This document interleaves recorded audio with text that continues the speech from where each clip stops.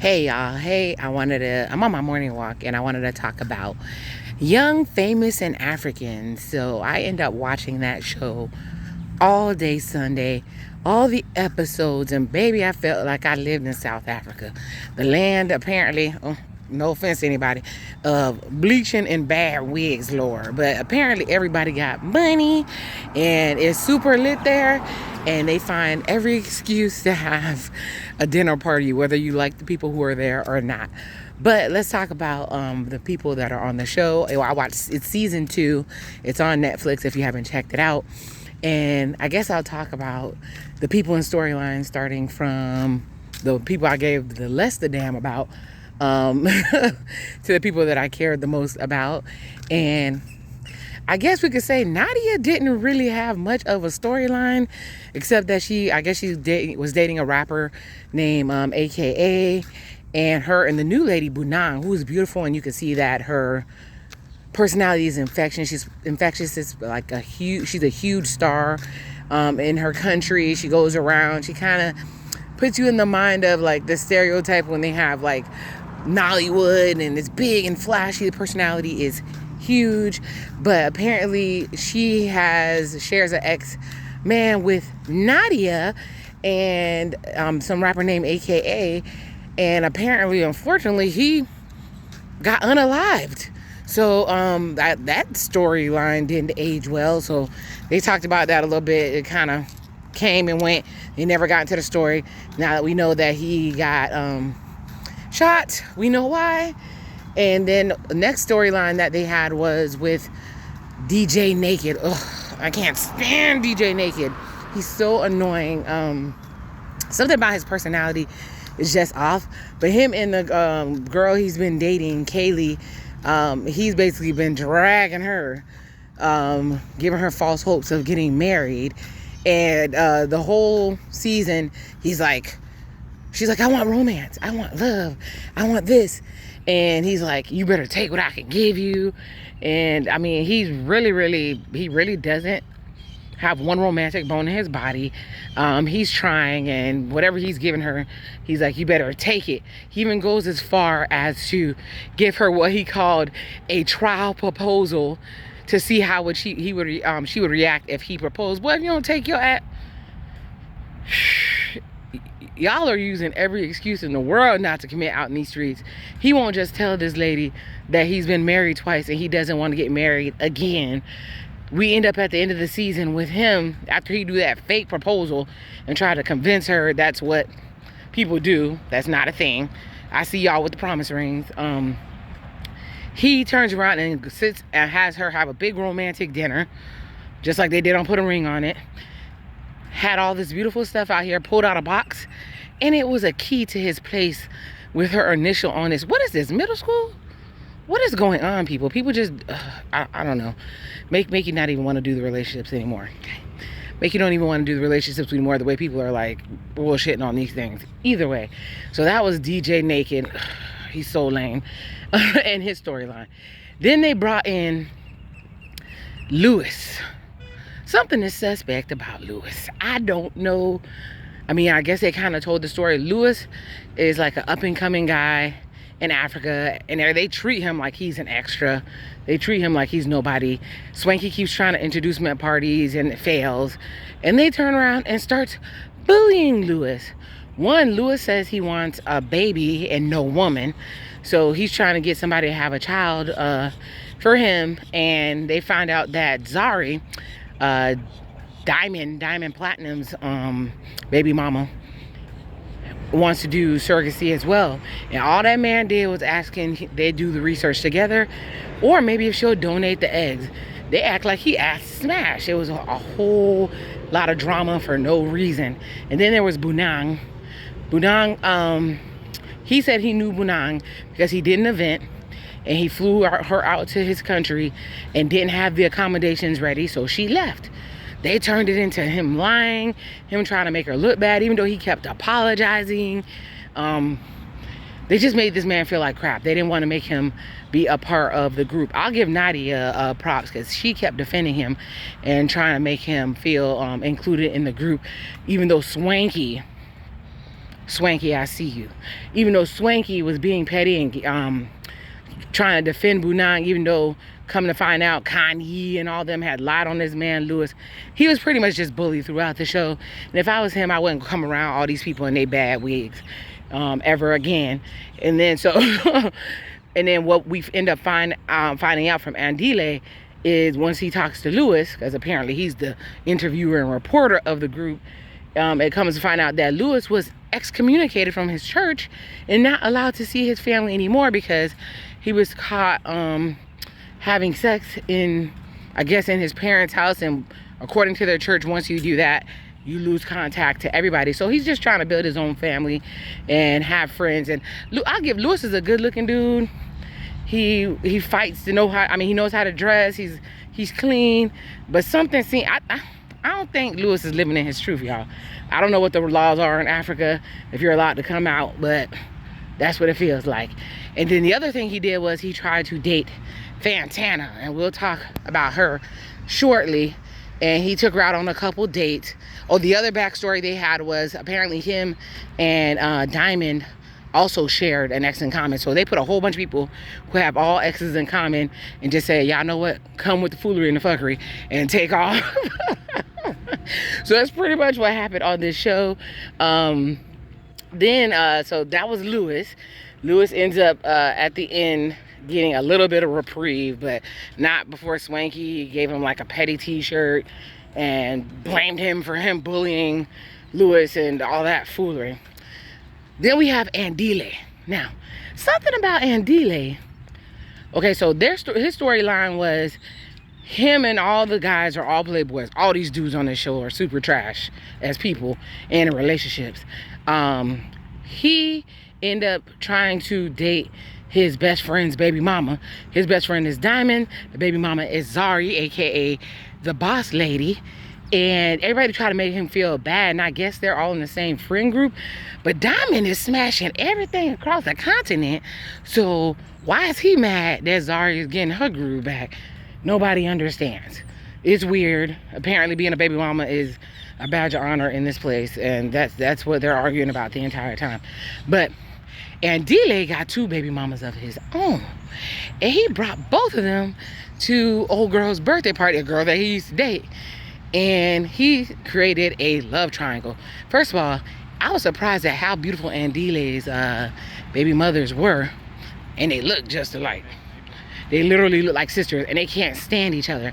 And he sat up there and pretty much played in their faces like, oh, should I be with you? Should we be together?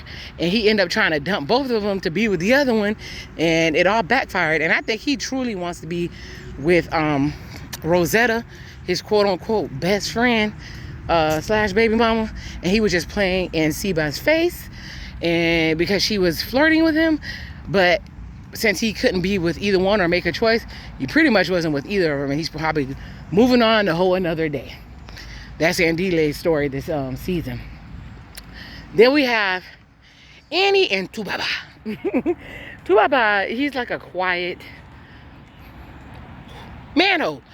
Apparently he's having all these kids in these streets. He's been with her since she was 15. There's a controversy on whether or not they were together the entire time, or like basically he's having a whole bunch of babies, and there's a controversy on whether they're outside babies or not. And that is what basically fuels the show. And I'm so tired of Annie crying about her marriage and everybody staying out of it and being cheated on. Please just let that man cheat in peace. Let him keep it moving. And the storyline is super not making no sense. It's super crazy. They need to come off this show because he's supposed to be a really huge star, and it's making him look worse. And they have all these kids, and it's super embarrassing. And he even was bold enough. They were all at a dinner together. I think it was Nadia and Dile, Tubaba, and I think DJ Naked. And Tubaba decided to say that it's in a man's nature to have a wife that he loves so much, but if he see a chick, he gonna fuck. Those were his exact words. And then he never denied if it was him, if that's how he felt or how other people felt. And Dile was getting mad at Nadia for trying to get him to stop saying it and clarify that he didn't really mean it in that way. But Tupac stood 2 toes down, and he got upset and left. He didn't even go back after her to help her, which means he really don't give a damn about this lady in regards to the cheating part. That's just his wife, and he gonna cheat, and she gonna have to be happy with it. So super crazy. So then we have what's the next storyline we're gonna tell? Because there was so much going on, you guys. They made it so dramatic this season. Then we had, oh yes, oh God, Annie and Swanky, who were best friends all last season, fell out. And man, they dragged this storyline. Supposedly they fell out because they were supposed to do an event, and Swanky left Annie out of the event, and or either Annie, because it's all disputed what actually happened. Annie tried to leave him out of the event, and he supposedly overheard a phone call that she was talking trash about him to a manager, and she wouldn't admit it at first. She danced all around it. But let me tell you, Swanky is so dramatic. Oh my God, I heard the most vile things about myself. Let me tell you, Swanky was trying to be the star of the show, but he just came off super obnoxious, super extra, and as a big ass bully. And I was watching Little Black Book the other day, and I'm gonna agree with what he said. I think they gave him a pass because he's androgynous, but the way he was hulking up on women on this show, they would have never let hetero or whatever, because they claim he's straight and he got girlfriends and everything, but that's another one I don't think is living in his truth. But either way, Swanky was bullying all up and through, trying to be the main character, really being giving side character energy, and just being extra as hell for no reason. So they argued all freaking season about him and Annie. He walked in the room, didn't speak. He confronted her husband about how she was acting, brought up all the drama that came up in the blogs and stuff, and then all for them to just cry and make up at the end. Y'all was playing in our face with this damn storyline. You guys are doing way too much. Oh my God, I'm gonna say what I felt about the series at the end. Okay, and then the storyline that really got on my entire nerve. So they brought Fantana and her gums from, I guess she's from Atlanta. She's a rapper or singer, whatever the hell she is, who apparently is thick but can't dance but could twerk. Anyways, they brought her from Atlanta, but apparently she's Ghanaian or whatever. And she had a thing for Diamond, and her and Diamond basically hooked up in the studio. So then she had a vendetta against Zari and kept coming for Zari and claimed that Diamond did pillow talk with her, and the things that he said about Zari would make her want to have a stroke. So every time she saw Zari, she would come for her and cuss her out, and they both end up basically cussing each other out. And I felt like Diamond, they even brought them all together to confront what Diamond actually said. And Diamond played so crazy. Oh, I don't want to be here. Oh, this is too much. Oh, y'all are starting stuff. And what's her name? Yanni said it the best. A man would leave you in the desert with no water. He left both those girls arguing and wouldn't confirm either one. Made up with the baby mama. Then went to his private jet and started making out with Fantana. And Fantana claims she doesn't like Diamond. He's one of many dudes. He's like number 6. All this other crazy stuff. Why are you trying to fight his baby mama? Why are you trying to tell her she's jealous? Why are you telling her she need to know her role? Diamond's not even her dude. Plot twist. Diamond has a whole nother lady who is social media public with him. So they're fighting over a dude. Well, Zari has a baby with Diamond, so she's gonna be there. So Fantana, you're fighting over a dude that has a whole old lady and a baby mama. Hi. And a baby mama. And what was the reason? I think she just wanted to be on the show. I don't like her. The way she was talking about Zari was so crazy. Yes, Zari is extra. She grand. She might be taking down a peg. But how she kept calling her old bitter bee, talking all this noise, and you're not with the person really.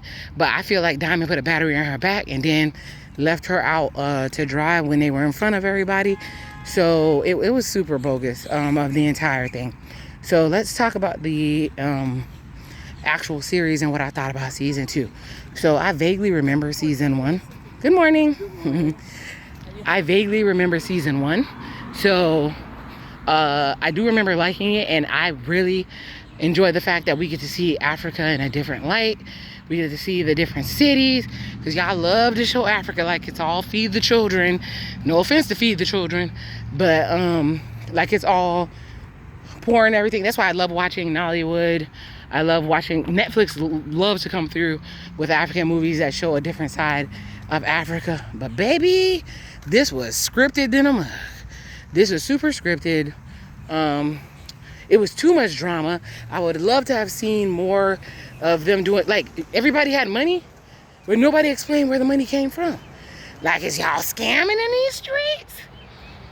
Are y'all Joanne the scammer? Is that what we doing? We doing fraud? Whatever the heck you're doing, we need to see it, because I want to know more about my African peoples. I mean, I know a lot of African people, but I want to know more from you guys' point of view. Freaking Andile had a podcast. They showed that a little bit. Swanky is a designer, but they barely showed him dressing anybody. They had Nadia, who's supposed to be an amazing rapper, and she actually didn't sound that bad, rapping in a strip club before the drama started. Annie, who's supposed to be a huge star in Nigeria, just arguing with these young people about her marriage, that she's not gonna leave even though the man is cheating. They didn't show Tubaba. Diamond was barely there. He was coming in and out, and whenever he'll set off the drama and then he'll disappear, and nobody cares about DJ Naked. So I was like, dude, hopefully season 3, which it looks like they're trying to really build up Andile, and his love triangle, hopefully it's better. And then they had Swanky come and announce that Bunang wasn't gonna come back. She was leaving the WhatsApp chat because she can't deal with this drama. Girl, Bunang probably said, let me get in here and get this bag real quick, smile, be pretty, and then dip out, because that's what it was truly giving. And like I said, Nadia wasn't giving anything either. And low-key, Kaylee was speaking the most she ever spoke. And I kind of liked her a little bit, but she on here getting played looking stupid by a lame like freaking DJ Naked.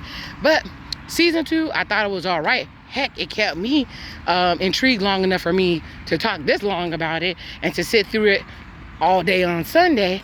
I was young, famous, and African all day. Oh, I loved how they showed the food and the drinks, everything was flashy. Everything was just extra as shit. And I didn't know if I loved it or I hated it, but I was along for the ride. Let me know what you thought about the show. I was all in all day, but baby, they were over the top. It turned into Love and Hip Hop, and we thought we were gonna see something different, but that's not what they gave. All right, I'm gonna finish up my walk, act like I'm gonna be all spiritual with the Lord, which I am. And hopefully you have a great day. Let me know what you thought about this season of Young, Famous, and African. I love you guys so much. The CPS Scholar is out.